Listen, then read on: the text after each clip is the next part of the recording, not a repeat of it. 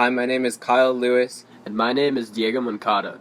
We will guide you on a journey through the life of Frederick Douglass, a slave turned free that became an abolitionist, writer, and social reformer. By the end of this discussion, you will have gained a great insight on the life of Frederick Douglass. Douglass was born as a slave in Maryland. He was taught to read by his owner's wife and worked in Baltimore as a servant and laborer. Later, he changed his name and escaped into the North to marry a woman from Baltimore. After freeing himself, he hears about early abolitionists such as William Lloyd Garrison and Wendell Phillips. He was a very influential part of the abolitionist movement later in his life. We chose 5 quotes said by Douglass himself and analyzed them in order to give you a closer perspective on the life and thoughts of Douglass. A quote on slavery. The white children could tell their ages. I could not tell why I ought to be deprived of the same privilege. In modern times like now, the majority of people know their date of birth and age. A birth certificate is mandatory in the U.S. and is seen as a document that everyone has.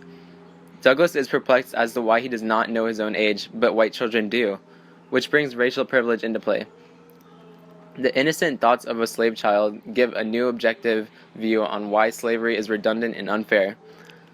Something as simple as knowing how long you've been alive in this world was prohibited knowledge to a slave, which shows how unfairly oppressed slaves were. A quote on education. I look upon my departure from Colonel Lloyd's plantation as one of the most interesting events of my life. It is possible, and even quite probable, that but for the mere circumstance of being removed from that plantation in Baltimore, I should have today, instead of being here seated by my own table in the enjoyment of freedom and the happiness of home, writing this narrative, been confined in the galling chains of slavery. By mentioning that he was writing this at his table in freedom, Douglass conveys that it has only been possible for him to acquire an education now that he has been free.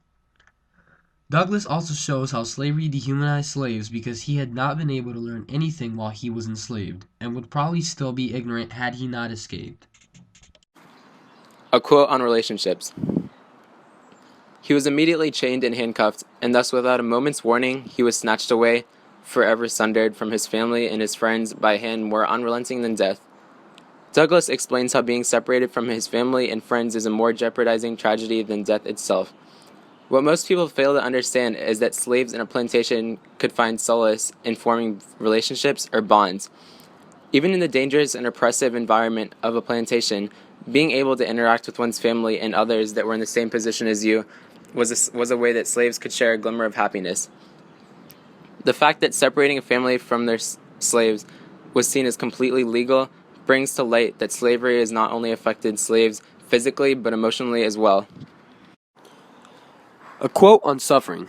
It was a most terrible spectacle. I wish I could commit to paper the feelings with which I beheld it. Douglass witnessed many terrible and painful things in his life as a slave.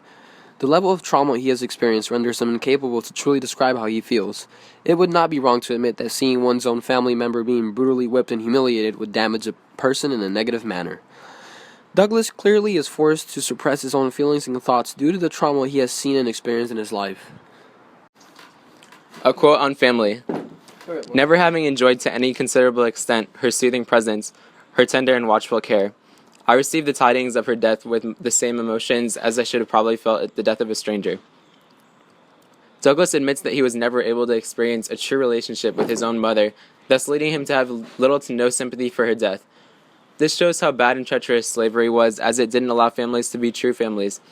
Douglass is desensitized to the death of his own mother, not because he did not love or care about her, but because she was absent as a part of his life.